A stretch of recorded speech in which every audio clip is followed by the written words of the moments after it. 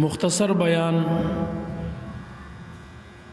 د لاس ښکلولو باره کې.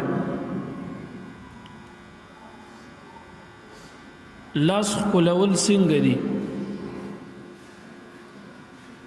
په شریعت مطهره کې لاس ښکلول جایز دي کنه؟ په دې باندې چند روایات او حواله جات ستاسو په حضور کې عرض کوم.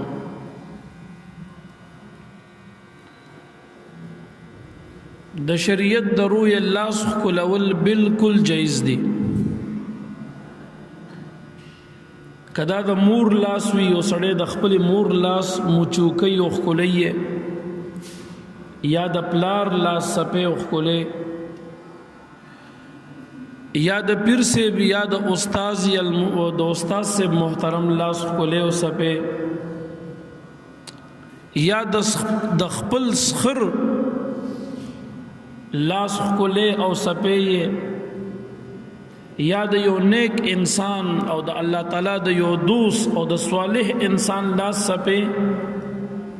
نو دا بالکل جایز دي او د احادیثو نه ثابت دي. زبا پدی باندې تاسو ته لس روایات پیش کوم ان شاء الله. حواله ډیر دي خو ټیم مختصر دی. په لاس ښکلولو کې دوو خبرو ته ډیر خیال ساتئ. کله چې یو انسان د مور یا پلار یا پیر سے بیا استاد لاس ښکلي، نو دو خبرو ته پکې خیال ساتل ډیر پکار دي. اول نمبر دا چې کله ته لاس ښکلې، نو د لاس ښکلولو په وخت باندې با د خپل تندې د هغه په لاس باندې نه لګي. بعض عوام الناس رونه داسې وي چې هغه لاس ښکلې، لاس ښکل کی ورسره بیا تندې په لاس باندې ولګي. نو دا تندې لګول په لاس باندې دا شرعاً ممنوع دي، دا منع دي. پدې کې شریعت اجازت نه ورکوي. تندې په لاس ښکلولو کې با په لاس باندې تندې نه لګي، بس صرف په شونډو باندې لاس ښکل کا، تندې باندې میږدا. تندې لګول په لاس باندې دا جواز نه لري، دا جایز نه دی. که یو سړی د تندې نه علاوه دا لاس په سترګ باندې یا په مخ باندې یا ځان ته د صاحبانو لاس په سینه باندې راکاږي،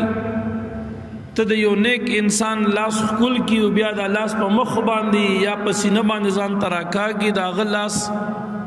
یا دا غلاس سره ستاسو لاس ولګي دو ته د خپل لاس په مخ او سینه راکاږي، نو دا جایز دي، دا جواز لري. په نیت د تبرک باندې او په نیت د حصول د فیض باندې دا بالکل جایز دي. په دې باندې فقهاو تصریحات کړی دي، دا جایز دي. نو یو د لاس ښکلولو په وخت کې وسړې تندې په نه لګي. دویم نمبر خبره ته خیال ساتئ، د لاس ښکلولو په وخت کې وډیره انحنا نه کې، دومره چې ته په رکوع ته ټیټیږي او رسیږي. په انحنا منع ده په شریعت کې. انحنا څه ته ویل شي؟ انحنا دې ته وی چې یو سړی چا سره ملو شي او هغه ته بیا ډیر ټیټ شي. دا باز سړی اس ټیټ شي، سینه براخته کې ډیر بدل تر ټیټ شي. ته چې لاس نخ کولې نو چاته بیا ټیټیږي، مخ کا تکیږي. ما البته په ادب د وجنه پسینه لاس کیدا، د ادب د احترام د تعظیم د وجنه هغه ته پاسيږي ودرېږي. خدا باز سړی ورته ډیر خطه شي، ډیر ټیټ شي، نو دا ډیر ټیټې دل او خطه کې دل دې ته انحنا ویلې شي. انحنا په شریعت کې منع ده، دا ګناه ده. د دینه روایتو کې منع راغلي، دا ممانعت صادره شوه. مطلق انحنا حرام نه ده، مطلق انحنا منع نه ده. ځکه انسان د ډیر ضرورتو د پاره ډیر کرتا غ یو شي تخکته شي، بل ته ټیټیږي خطه کیږي، نو څه د پاره ټیټېدل راغستل یا مطلق انحنا، نو دا شرعاً منع نه ده ګرځولې، بالکل دا جایز ده د ضرورت په بنا باندې. کله انسان سره اخلي تنه گزار شغی ته ټیټیږي، نو که مطلق انحنا منع او حرام شي، نو بیا ودې سره سکے. کله انسان کټ کې کینی یا څه باندې کینی ښکته شي ورته سړی گاڑی کې سیټ باندې کینی موټر کې ښکته شي ورته نو که مطلق انحنا حرام شي نو بیا خدا ټول خبرې پکې راغی وغیرہ ډېرې خبرې نورې هم دي مطلق انحنا حرام نه ده دغه رنګ چې کوم انسان لاس کولی او لاس کولولو د پاره دې لږ دا سر ښکته کې لاس د پاره چې لاس په خول کی نو دا بالکل جایز دی کې څه کراهیت یا ګناه نشته دی بعض سړی داسې چې لاس هم نخ کولی او اسې خلکو تخکته شي او ټیټ شي ورته نو دغه شریعت منع کړی ده بعض داسې وي چې لاس کولی خو ډېر ورښکته شي او رکوع ته پې ورسي د رکوع نه نو بیا هم ښه نه ده لاس کولی چې یو انسان ولاړ وي نو دومره مخکته کېږي چې ته پې ځان رکوع ته ورسې د دې 2 خبرو پکې لږ خیال وساتئ یو پکې ځان د هغه انحنا نه چې په هغې کې مبالغه راځي هغې نه ځان وساته او دویم په لاس کولولو کې د تندي لګولو نه ځان وساته د دې 2 خبرو خیال پکې ساته نور د تقبیل په وخت کې د ټیټېدو نه د ښکلولو په وخت کې د ټیټېدو نه فقهاو منع نه ده کړې او نه په احادیثو کې ترنه منع راغلی ده نو اوس به راشو خپلې موضوع ته هر چې د لاس ښکلول دي نو په دینی معاشره کې زمونږ استاسي په دین د اسلام کې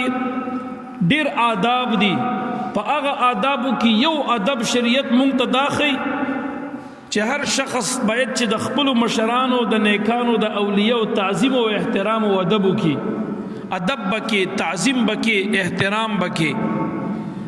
اوس که دغه ادب او د تعظیم په وجه باندې ته د یو انسان لاس کولې نو دا زمونږ په شریعت مطهره کې جایز دي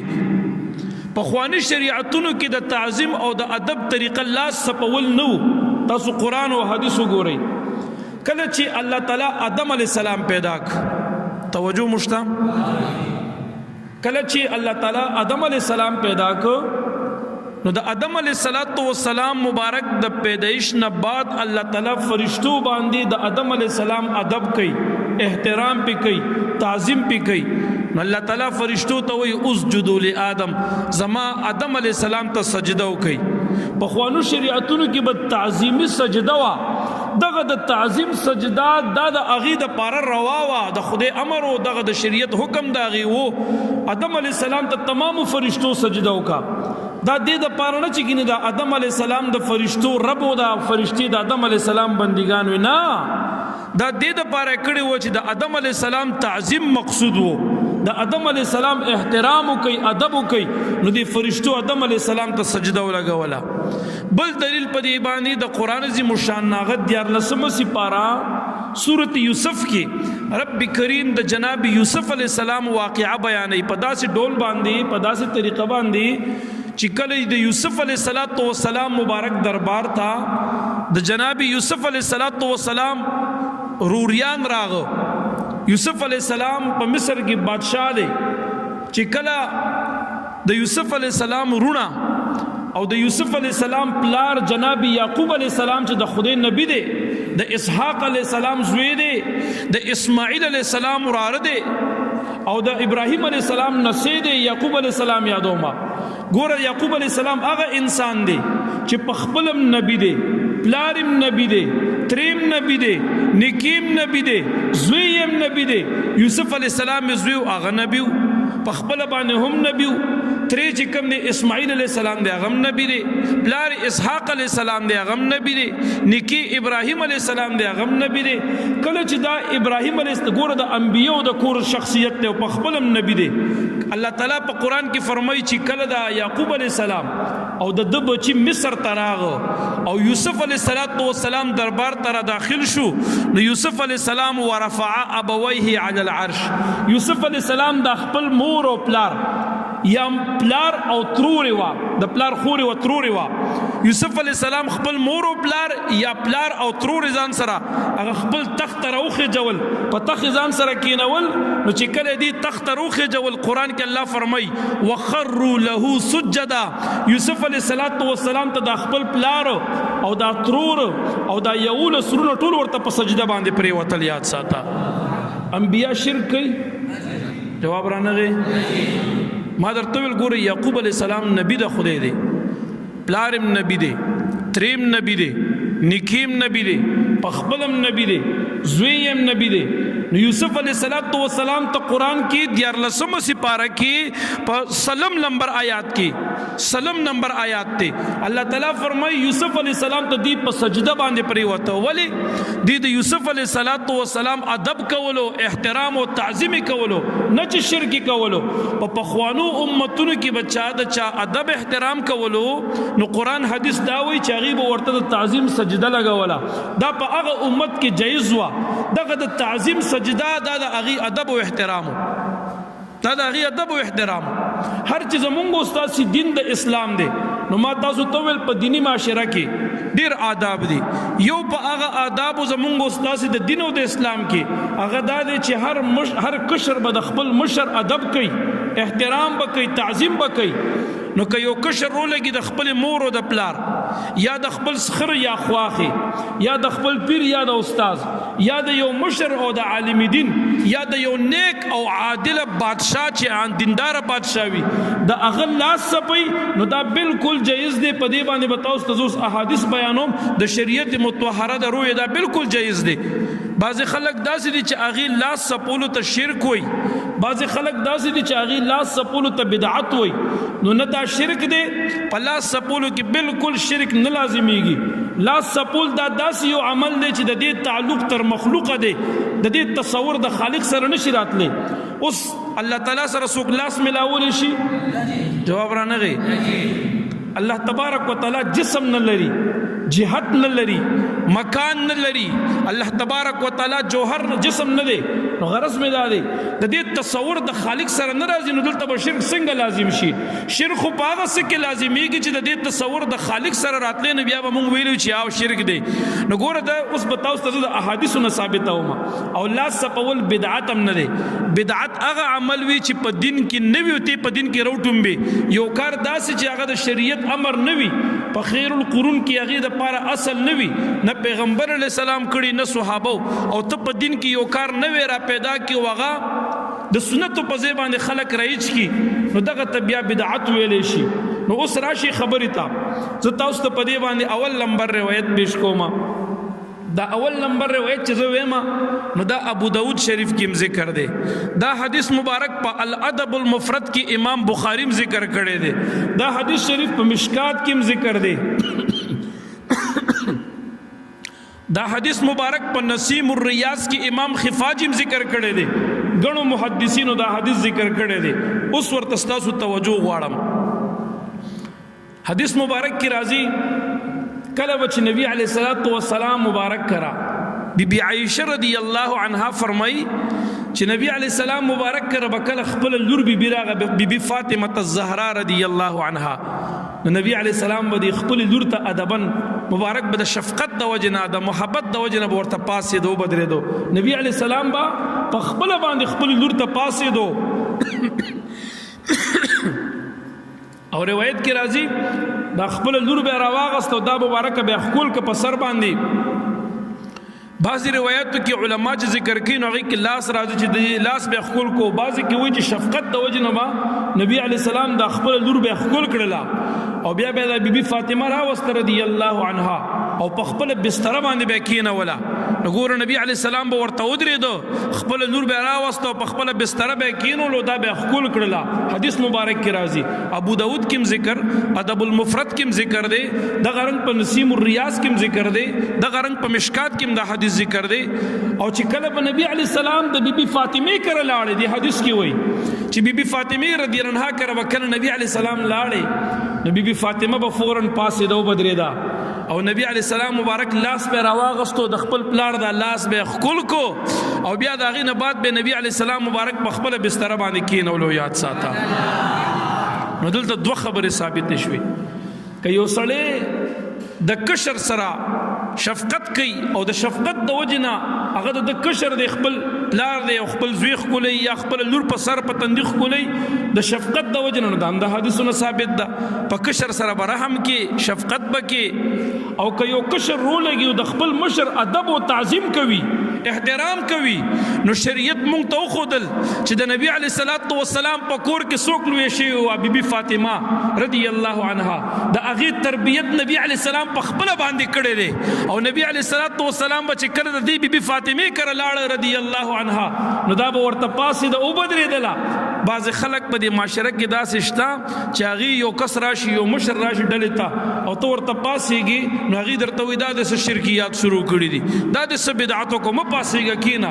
هغه خفه کېږي مه خو د اهل حدیث چې ځان ته وایي مونږ او تاسې هغه د وهابیانو په نوم باندې پیژنو نن هغې امت کې د کشرانو له دا ذهنیت جوړی چې مشر ته مه پاسه په کتابونو کې هم دا خبره لیکلې ده او په بیاناتو کې هم کوي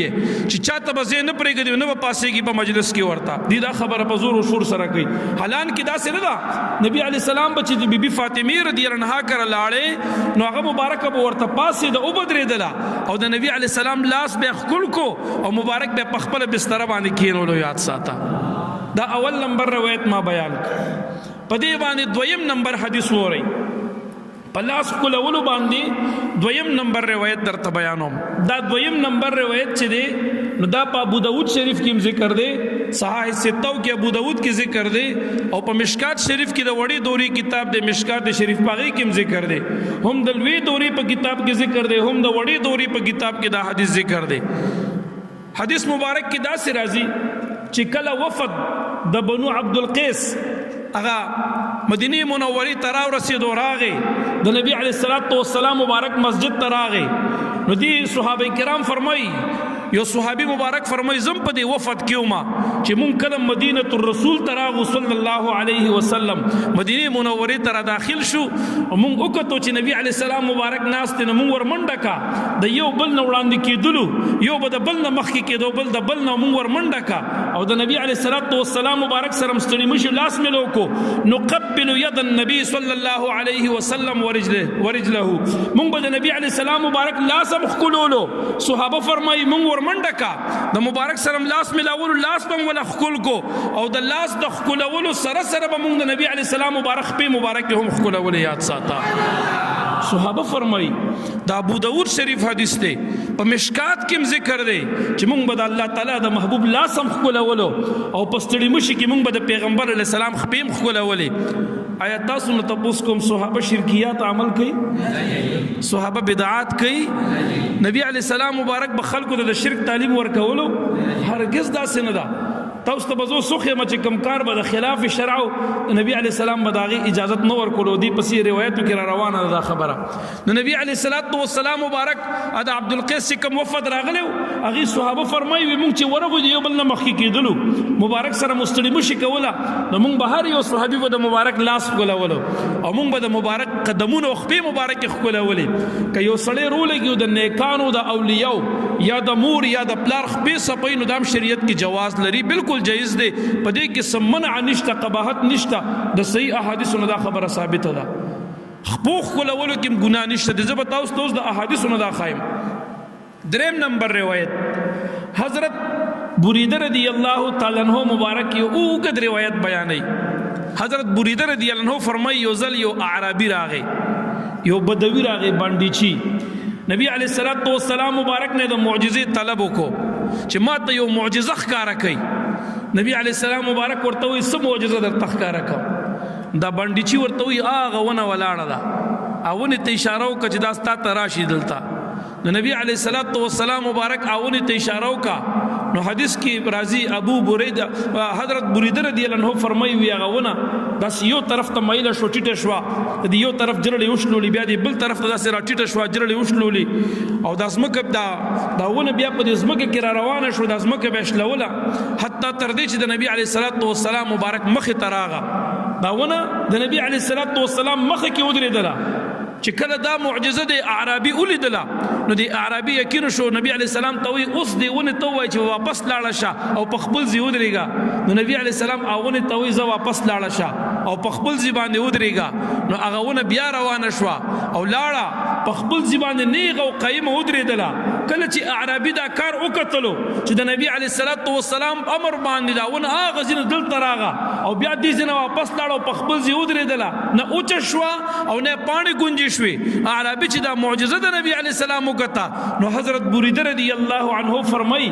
دا عربی نبی علیہ السلام ته وی ما ته اوس اجازت راکړه چې تا ته سجده وکما سجده د الله نه سوا بل چاته روا ده ناروا ده کنه که یو سړی د عبادت سجده بل چاته کوي کاغه مخلوق وي کا بت دی کاغه پیر صاحب دی کاغه استاد دی کاغه هر څوک دی او ته ورته د عبادت سجده کې نو دی ما ته مشرک ګرځيږي او کنه ته ورته دا سجده کې چې زستا ادب کوم تعظیم کوم نو بیا مشرک کېږي نه حرام ده بیا ناروا ده چې خدای ورته نه وي د عبادت سجده ورته نه کوي د تعظیم ورته کوي نو بیا حرام ده اوس نبی علی السلام مبارک ته وی ما ته اجازه راکړه چې تا ته سجده وکما نو حدیث مبارک کې وی نبی علی السلام ورته وی نه که زمون په دې امت او شریعت کې د خدای نه سوا بل چاته سجده راوي نو ما به د خپل امت تر سره خو ته ویلې وي چې روزانه خپل خاوندانو ته یو سجده لګوي امت کې زمون په شریعت کې بل چاته سجده روا نه ده نو نبی علی السلام هغه منع کو نو حدیث کې بریده رضی الله عنه فرمای وی دا عربی نبی علی السلام ته وی خما ته اجازه راکړه چې زستا لاسونه خپل کما ما ته اجازه راکړه قربان ستا لاس سپو مد لاس سپول اجازه خوراکا نو حضرت بریده فرمای فاذن له نبی علیہ الصلوۃ والسلام ورته او لاس میں سب کا رضا لاس مبارک ورتونی وو او هغه عربی راغی د نبی علیہ السلام مبارک لاس خل کو لاس موچو ګرځول یاد سره دا شریعت کی جواز لري دا بالکل جایز کار دی دې ته ناروا ویل زبدوي مچ دا هغه انسان به ورته وي کم چې په دین کې پوی نه لري یا د علم او مطالعه سټډي کم وي نو دی به ورته ناروا وي نور ورنه په حدیثو کې خود دې ډیر ثبوتونه موجود دي او دا چې کوم روایت ما بیان کو نو دا روایت شفا کې قاضی عیاض سے هم ذکر کړي دي دا روایت امام خفاجی په نسیم الریاض کې ذکر کړي دي ګڼو محدثینو دا حدیث مبارک ذکر کړي دي سلورم نمبر روایت د لاس او د خپوخ کولولو بارکه سلورم نمبر روایت چې راځي حضرت صفوان رضی الله تعالی عنہ فرمای دا یو صحابی دی جلیل القدر صحابی دی صفوان فرمای رضی الله عنہ و یو دوه کس يهوديان د نبی علی السلام مجلس تراغ دو يهوديان د نبی علی السلام مجلس تراغ مجلس کې کېناست د نبی علیہ السلام سره خبرې شروع کی مبارک نے سوالات شروع کو نبی علیہ السلام ته دا سوال دی جواب راکا مبارک جواب ور بیا بل سوال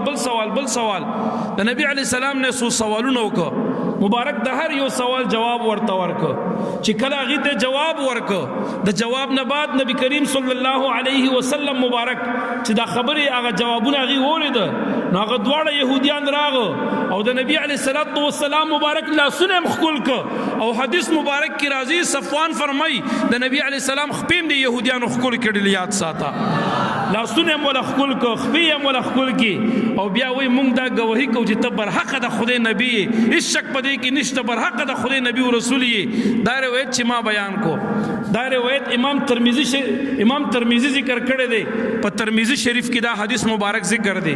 ګوره د شپږ کتابونو چې په لوی دوره کې طالبان وایي صحای سته ورته ویل شي په دغه شپږ کتابونو کې ترمذی شریف یو کتاب دی د حدیثو دا حدیث مبارک ګڼو محدثینو ذکر کړی دی یو پکې امام ترمذی دی امام ترمذی وایي چې نبی علیه الصلوۃ والسلام مبارک ته دا يهود راغله سونه مولد واړه خپل کو او د مبارک پیم خپل کی او دا غینه بعد ویل چې مونږ دا گواہی کو چې ته برحق د خدای نبی ګوره غرض می داده کدا کار ته چې يهودو کړي دي نو ما خو دین وړاندې په خپل درته روایت بیان کړي چې بیبي فاطمه رضی الله عنها لاس کول کړي دي ما خو روایت بیان کړي چې اعرابیم لاس کول کړي دي ما خو روایت بیان کړي چې د نبی علیه الصلوۃ والسلام مبارک د لاس کولولو مبارکي ما درته بل حدیث د بنو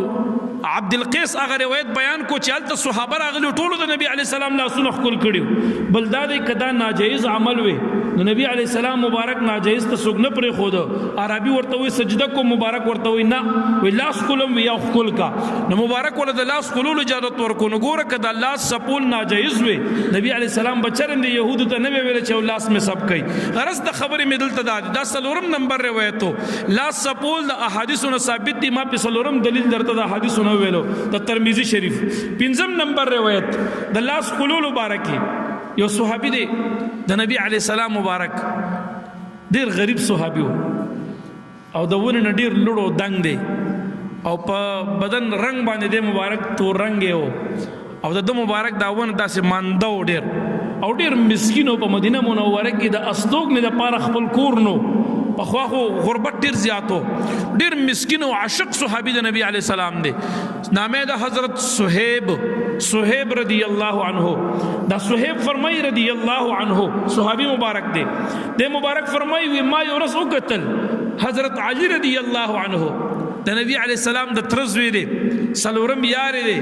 باب العلم دے نبی علیہ السلام ورته د علم د خاریه دروازه ویلې ده او حضرت علی صاحب هغه شخصیت ته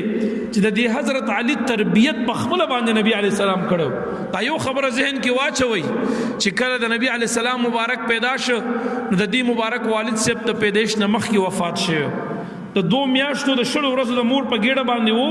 چې عبد الله صاحب مبارک عبد الله صاحب د شام نه راتلو او د چې کله د مدینه منورې د قربو د مدینه منورې د مضافات ته رسیدلو نو دغه ته بیمار شو بیا ماګانو کریسار شو بیا وفات شو ملتا د نبی علی السلام دغه وخت د مور په ګیډه باندې وو د 2 میاشتو د شلو ورځو وو چې پلار وفات شو بیا چې نبی علی السلام مبارک پیدا شو لږه زمانہ بعد مور بي وفات شو نبی علی السلام خپل نیکه عبد المطلب صاحب پاتې شو بیا عبد المطلب صاحب سره تربیت کې وو هغه ته نبی وفات شو نو نبی علی السلام خپل تر ابو طالب صاحب ته پاتې شو ابو طالب دا د حضرت علی سے پلار دی د حضرت علی سے پلار دی د ته پاتې شو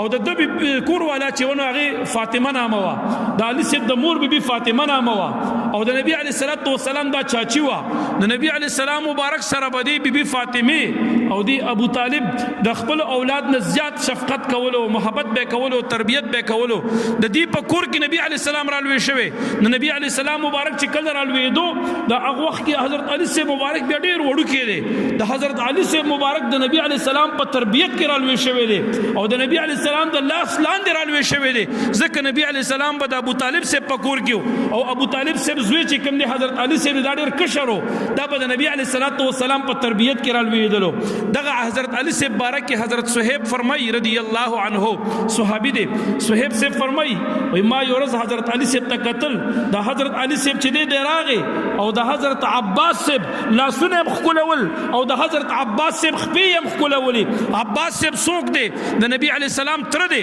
یعنی حضرت علی سے رو لګیدو او د خپل تر لا سنه خلول او خپیم خلولي دا په حدیث کې راځي دا حدیث امام بخاری ذکر کړی دی دا حدیث په کنز العمال کې ذکر دی دا حدیث فتح الباری کې ذکر دی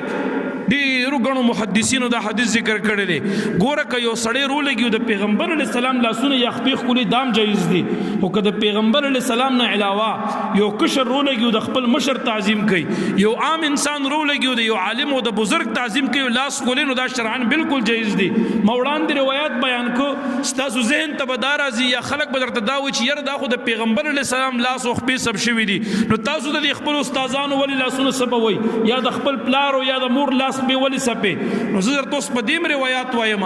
چې صحابه په خپل درمیان کې د یو بل لاسونه خولول د یو بل خپې به خولولې لکه ما دا امام بخاری د کتاب حدیث درته ویلو ادب المفرد کې ذکر کړی دی کنز العمال کې ذکر دی فتح الباری کې دا حدیث ذکر دی چې حضرت علی سے مبارک براغه او د خپل تر عباس سے لاسونه به خول کو ورجلیه او خپې مبارک به ورته خول ګرځول یاد ساته د خپل تر خپې به خولولې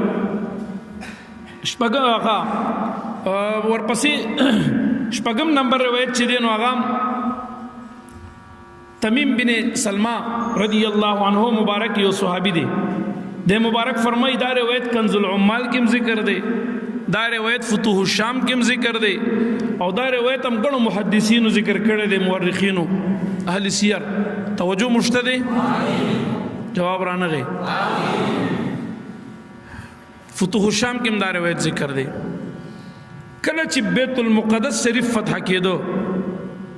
عمر فاروق سے مبارک په دغه وخت دور خلافت عمر فاروق سے دی امیر المؤمنین دی 22,55,000 مربع میل باندې د اسلام جنډې خوځولې او درولې وا په نیمه دنیا باندې سلطنت قائم کړو 22,55,000 مربع میل باندې د عمر فاروق سے مبارک خلافت قائم شوه دا بیت المقدس فاتح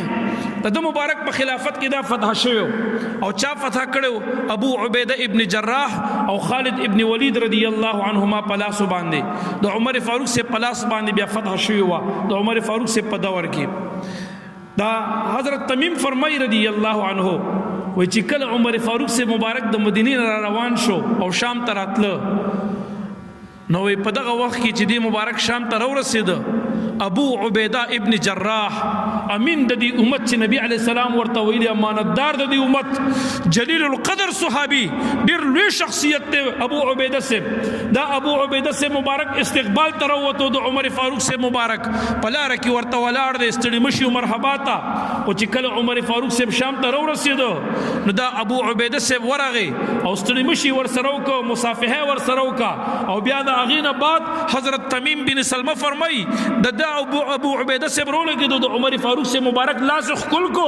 او د لاس ښکلولو نه بعد د ډېر فرحت او د خوشحالۍ د وجې نه په ژړا شو ورته ویې ژړل غرض مې دا دی که لاس سپول د یو نیک انسان شرک وې نو ګوره عمر فاروق صاحب نبی نه دی عمر فاروق صاحب د خدای نبی او رسول نه دی ابو عبیده صاحب جلیل القدر صحابي دی دی راځي او د عمر فاروق صاحب لاس سپوي او ښکلی یې دا د شریعت د نګاه نه بالکل جایز کار دی هر زوی له پکار دی چې د خپل پلار ادب کوي نو د پلار لاسونه سب کی اگر که د پلار ګیره پریخي کنه نه پریخو دي خو په زوی باندې خو د پلار ادب او احترام لازم دی زمون خو دومره ښکلی دین دی شریعت مونږ ته دا تعلیم راکوي که د چا پلار مسلمان نه کافر وي پلار دی کافر ولې نه وي پلار دی فاسق دی فاجر دی یا کافر دی بيدینه دی شریعت درته دا وایي چې ته بیا هم د پلار ادب هم کې احترام هم کې د پلار خدمت هم کې پلار سره به احسانات هم کې ښېګړې به هم ورسره کې ها د شریعت نه خلاف خبره مه منه چې د خدای رسول د امر او د حکم او د شریعت نه خلاف درته څه وایي هغې کې خبره مه منه نور به د پلار قدر هم کې احترام هم کې ادب هم کې تعظیم هم کې احسان او ښېګړه به هم ورسره کې دا مور او پلار ډېر لوی نعمت دی مونږ او تاسې ته الله تعالی را نصیب ګرځولی دی غرض د خبرې مې دلته دا دی چې یو سړی زوی هر زوی له پکار دی چې د خپل پلار ادب کوي چې لاس ولا سب کی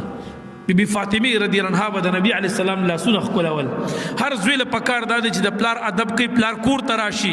ستا کمرې ته راشي نو ادبن ورته پاسېږه په احترام ودرېږه او سترګې ښکته کوه او پلار سره نیغېږه مه سترګو کې سترګې ما اچوه قسم دی دغه د ادب طریقې دي دا زده کوي سبا به تم پلار جوړېږي نو ستا سره بیا بچې دغه رویه کوي چې نن تا د پلار په کومه طریقه ادب کړی دی او که ته د پلار سره د بې ادبۍ په انداز باندې د بې حرمتۍ په انداز باندې د بې عزتۍ په انداز ملاویږي نو بیا سبا ته هم د خپل بچي نه د ادب تمه نشي کولی د احترام او د عزت توقع ته نه بیا نشي لرلی پلار سره چې کله مو ملاویږي نبی علیه السلام فرمایي کوم انسان چې د مشر عزت نه کوي او په کشر رحم نه کوي دا سړی زمونږ نه دی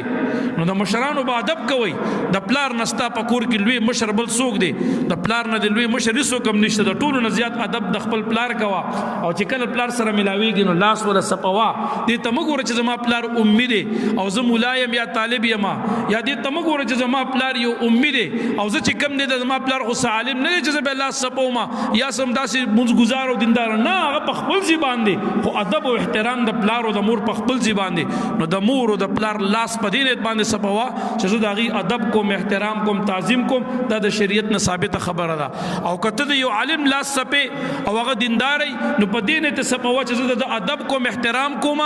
یا په نیت د حصول د فیض باندې یا په نیت د برکت باندې د اولیاء او د علماء لاس سپوه نو خدای به در څخه ښېګړه هم در رسي فیض او برکت به هم در رسیږي او الله تعالی به په دې نیک کار تعالی اجر او ثواب هم در نصیب ګرځوي یاد ساته دغه رنګ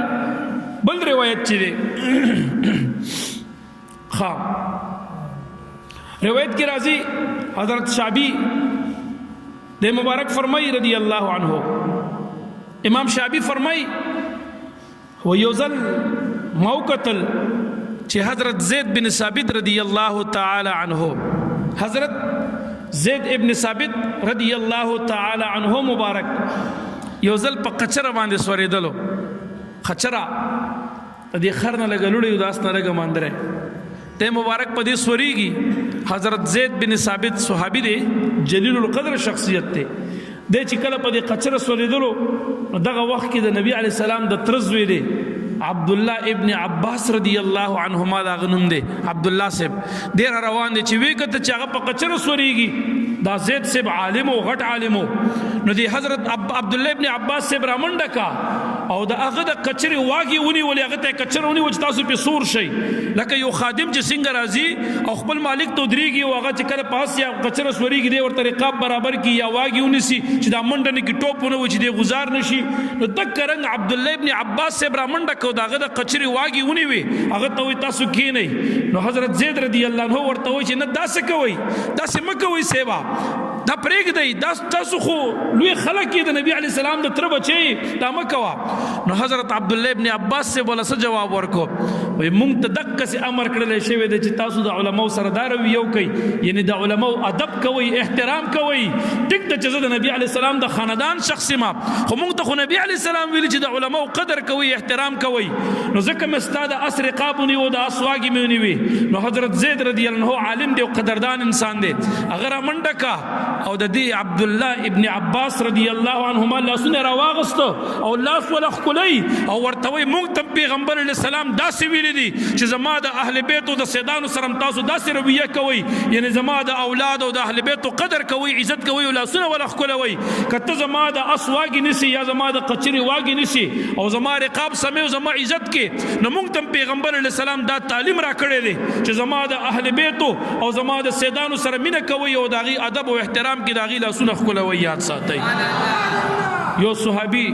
د بل صحابي د اسواګ نسی د قچر او هغه منډکې د لاسونه سپي سخ کل محبت د صحابو په درمیان کې وو سخ کل مینه و د صحابه کرامو په درمیان کې زموږ یو استادو دا خبره سي د ذهن تراغه هغه به ویل چې دا کم خلک په دې مولیانو کې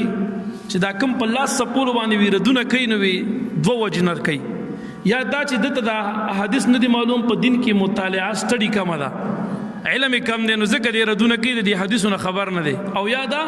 کې دې شي خبر وي خدای وي د لاس سپول باندې ذکر رات کوي چې د لاس څوک نه سپي نو د غوسه ورځي نو دی وایي چې زما لاسونه نه سپي چې درګه د نورم سپ نه کی نو دې جلس کیږي وي د تونه دا وایي ما مو طالبان هغه وخت کې د استاد نه دا خبر اوریدلې و نو ما زمونږ د استاد جوړه سه ټوکه غونته کې درس کې مونږ سره وکا اوس سمو د بعد ما دا خبره معلومه شوله دلته یو جدید دیوبندی پیدا شوی یو مولانا دی ځان مفتی وای جدید دیوبندی دی د دیوبندیت ترجمان ځان ته وای او سکول ته نه جوړ کړی دی بدا داخل کې او په خارج کا تارو کی تقریر کولو دغه دیوبندی مولا تارو کی تقریر کینو په لاس سپول را لګیدل چې لاس سپول شرک دی دا نشته او سورځ بعد اوس چې کوم کال نیم تیر شو د تقریر نه بعد دا یو ویډیو راغی په دې نت باندې مدرسې نه روزي طالبان ټول په قطار ولر دی یو الک ول لاس سپي نو مالوس خو پیرت نه کی چې لاس د سپول شروع شي وي د اوس ورته جایز وي ظالما او چې کوم وخت کې ستا لاس تا نه سپول نه هغه وخت کې ورول کې دا نه جایز دی دا حرام دی دا شرک دی دا بدعت دی نو قسم دې چې دا کم په فتوی لګی کنه د دې لاس څوک نه سپي ګینه فضل الرحمن دی ورته ناجایز وي د فضل الرحمن لاس سپي دی بندیانه خو دی خو مثال خبرې وي ما او ورته ناجایز نه وي د دې مولیانو کې یادو مکنه هغه ورته ناجایز چرې مونږ ولې دا لاس خلک سپي د دې مولیانو کې یو مولانا د طارق جمیل ورته خلک وي دا لاسونه خلک ډیر سب کړي دي د خپل دیوبندیانو طالبان ولادت لاس سپول شروع کړي او ورته ناجایز نه وي او چې د دې کوم مولیانو لاسونه څوک نه سب نه غوي دا ناجایز دي نو دلته دوه خبرې دي یا دغه مولیان د حدیثونو خبر نه دي او که خبر دي نو دي جلس کېږي تو ورځي چې یاره د ما لاس څوک نه سپي زما ادب احترام څوک نه کوي او د دې کوي ګوره دا تاسو یو خبره بلم کومه دا ادب او عزت او احترام دا په خپل زبان دی خو د عزت په مخلوق کې الله چا دا مخلوق له عزت څوک ور کوي عزت د چا د خوانه ملاويږي او ذلت د چا د خوانه وتعز من تشاء وتذل من تشاء الله چې چاته غوړي عزت ورکی چاته غوړي ذلت ورکی نو په دې خو د سوزیدوم څه سوال نه پیدا کیږي عزت ذلت خو الله ورکی بندتا نو په دې باندې بیا دومره حد له توت کی راتلو یا جذبه کی راتل چې تو ورته بیا شرکیات وي نو که نعوذ بالله ته زمانه سوځي او تو د رجل الله سب طالب سب کړي مثال خبرې وې ما تو خو د خپل فتوی ته سوچو کو جستا په دې فتوا څومره صحابه د مشرکان کو تو خو لږ سوچو که کدا شرک وي نو دې صحابه بچ د نبی علی السلام د لاسونو خپې سپولي بی بی فاطمه رضی الله عنها د نبی علی السلام لاس سپولو نه دا شرک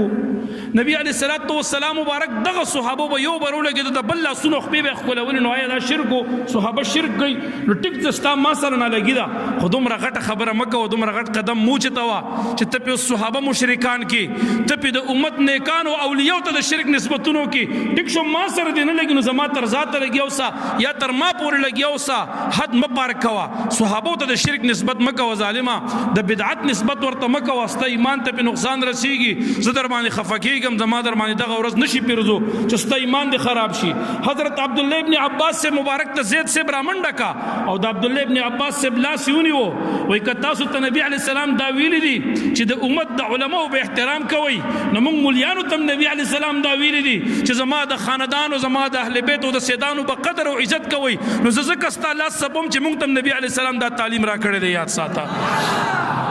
هغه مبارک ور بیا الله سب کو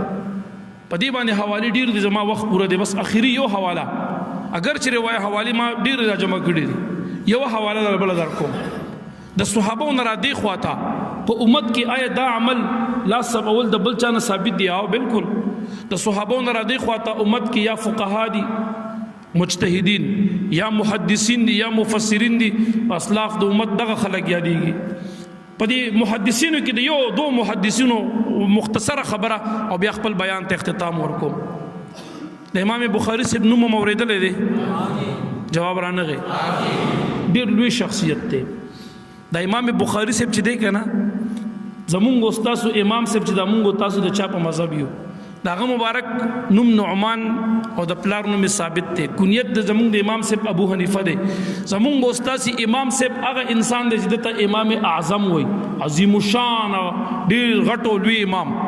دا ورته ولي وای دا ورته زکه وای چې په